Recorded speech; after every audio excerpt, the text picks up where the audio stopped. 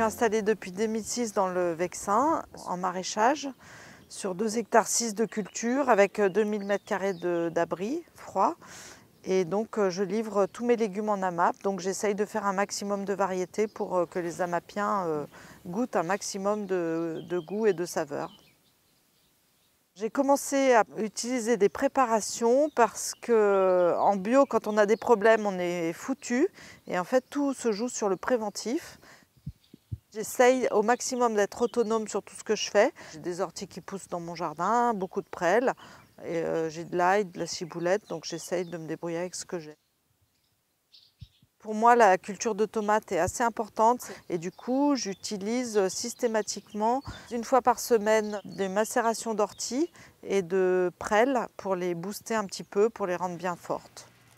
Donc pour la macération d'orties, c'est très simple. Au printemps, je cueille des orties en proportion de 1 kg de plantes fraîches pour 10 litres d'eau. Après, je les hache avec ça en petits morceaux. Je les mets dans un filet à patates et ensuite je les mets dans de l'eau de pluie. Et tous les jours, je remue, je brasse. J'en ai un qui est prêt, qu'il faut que je filtre. Je le vois parce que quand je l'ai mélangé hier, j'ai vu que ça faisait plus de remontée de mousse. Et puis, en sentant, on sent que l'odeur est bonne. Ça sent vraiment l'étable. Je filtre en plusieurs fois. Donc là, avec le P17, vraiment, ça filtre très très bien. Et je mets en bidon. Voilà. Et ensuite, pour l'utiliser, je la dilue à 20%. Et pour la prêle, je cueille la prêle, je la fais sécher ou je l'utilise fraîche.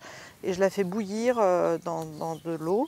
Et je laisse refroidir et pareil, je dilue. Et je peux mélanger la macération d'ortie avec la tisane de prêle.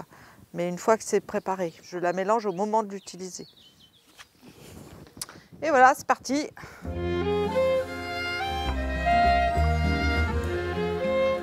Ce qui est important, c'est de bien marquer ce qu'il y a dans le bidon et la date. Je ne vais pas faire dégouliner, enfin, je fais un petit nuage.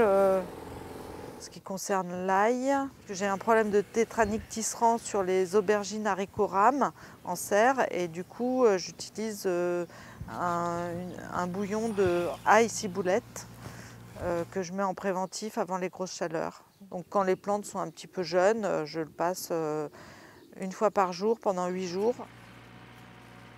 Je hache 100 g d'ail avec 50 g de ciboulette. Je monte à ébullition, je laisse macérer la nuit et ensuite je filtre et je l'utilise, par contre, je l'utilise pur.